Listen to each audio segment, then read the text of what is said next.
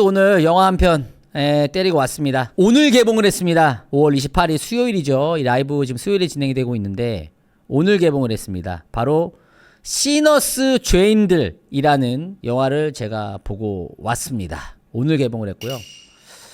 미국 영화입니다. 미국 영화. 137분, 2시간 한 20분 정도 되는 상영 시간을 가지고 있는 그런 영화고요. 정보를 좀 말씀드리면 감독 라이언 쿠글러라는 감독입니다. 이렇게 말하면 잘 모르시겠지만 이분이 연출한 영화 대표적으로 블랙팬서가 있습니다.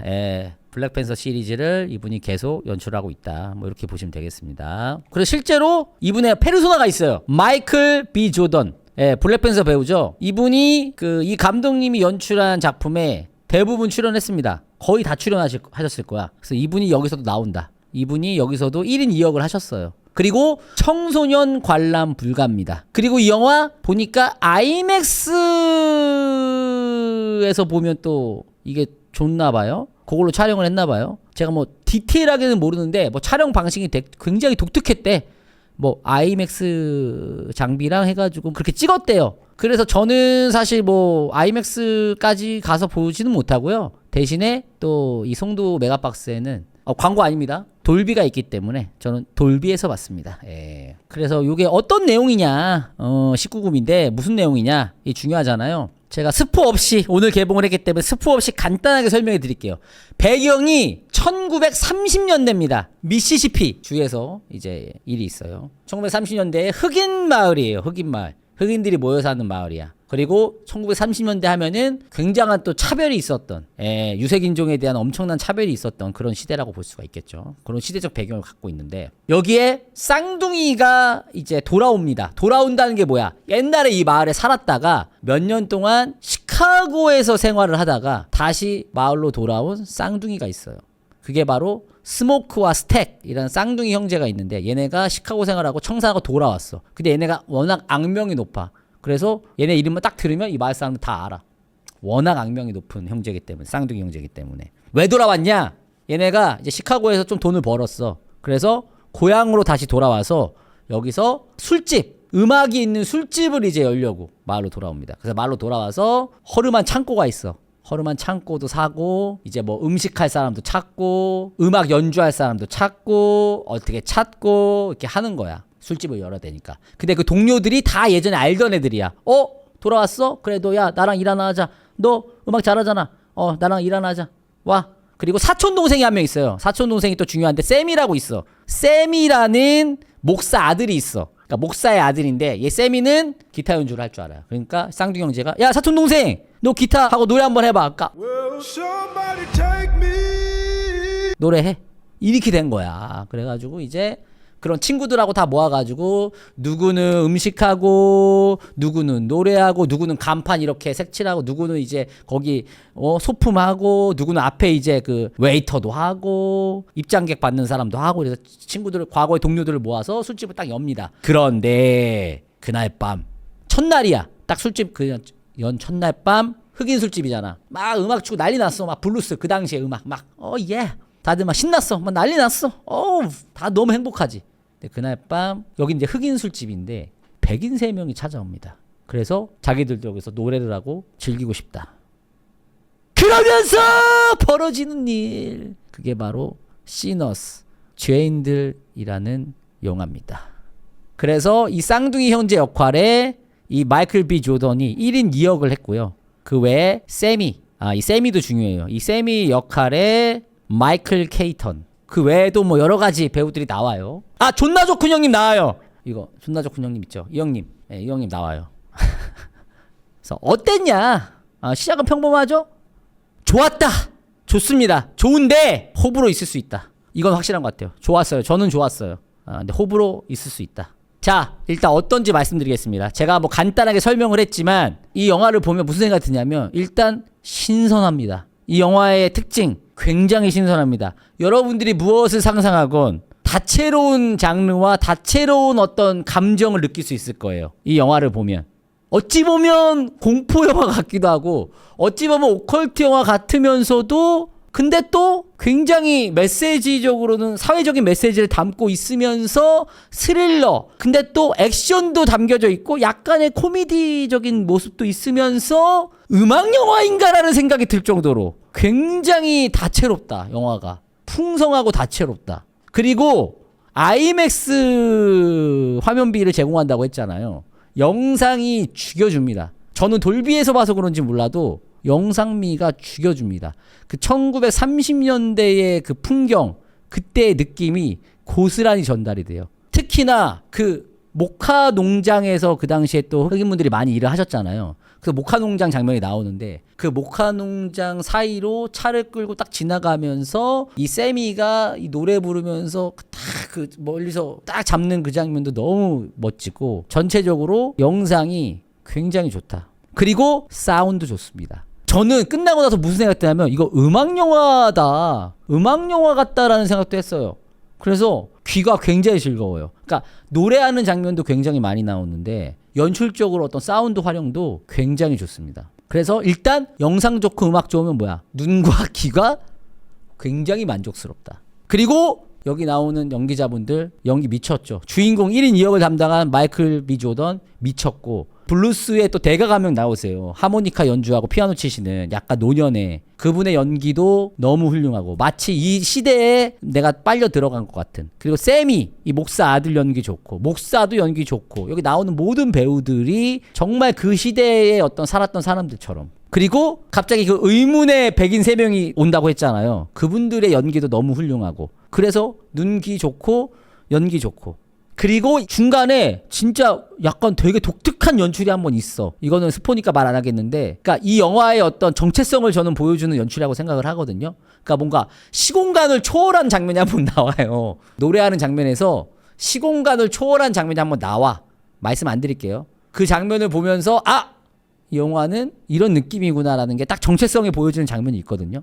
근데 그런 장면에서 확실하게 독특한 감정을 느낄 정도로 굉장히 신선했고 이야기 전개가 어디로 튈지 모르는 그런 게 있습니다. 물론 초반은 차근차근 이게 진행이 되면서 마치 1930년대 시대극 같은 느낌이 들거든요. 근데 어느 순간에 갑자기 이게 오컬트와 공포영화 같은 느낌도 들면서 굉장히 다양한 어떤 장르들 완성도 높게 즐길 수 있다. 그리고 여기서 담고 있는 이야기가 제가 보기에는 약간 그거 같아.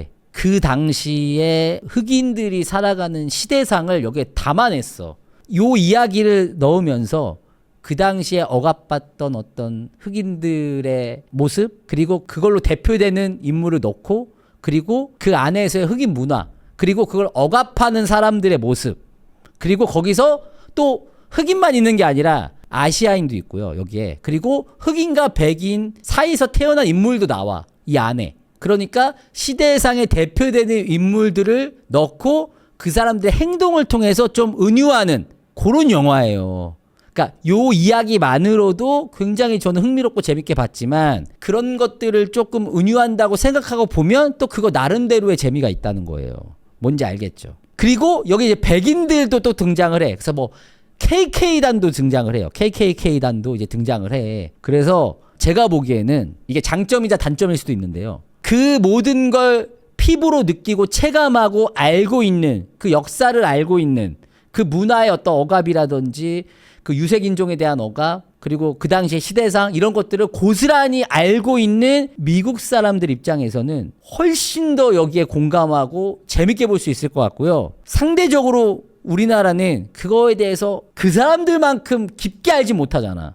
그래서 우리가 이걸 보면서 이런 영화구나 저런 영화구나를 알 수는 있지만 정말 현지 미국 사람들만큼의 어떤 그런 감정을 고스란히 느끼기엔 쉽지 않을 것 같다. 그런 생각이 들었습니다. 예를 들면 우리나라 어떤 과거의 시대극을 다룬 영화들 뭐 직접적인 건 아니더라도 그런 아픔을 좀 은유하는 그런 영화들을 볼 때 그 감정을 외국인들이 봤을 때 어쨌든 간접적으로 느끼는 거지 직접적으로 와닿진 않을 거 아니야. 딱 그런 느낌이에요. 근데 심지어 이거는 그걸 직접적으로 그리지도 않았어.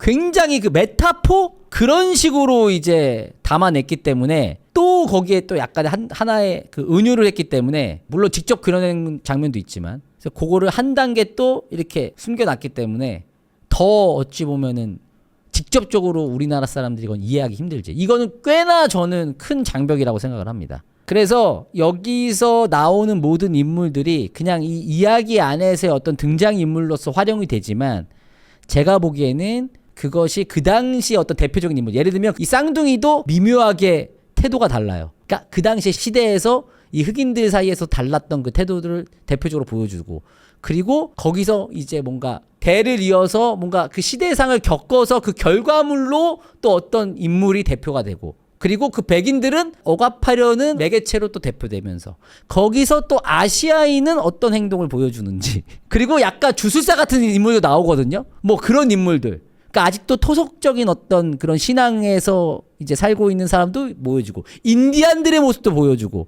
그리고 흑인과 백인 사이에서 태어난 혼혈의 모습도 보여주고, 이런 식으로 그런 좀 은유하는 부분들이 있다. 그래서 미국 쪽에서는 되게 좋아할 것 같은 영화다. 근데 저는 그걸 고스란히 느끼지 않았거든.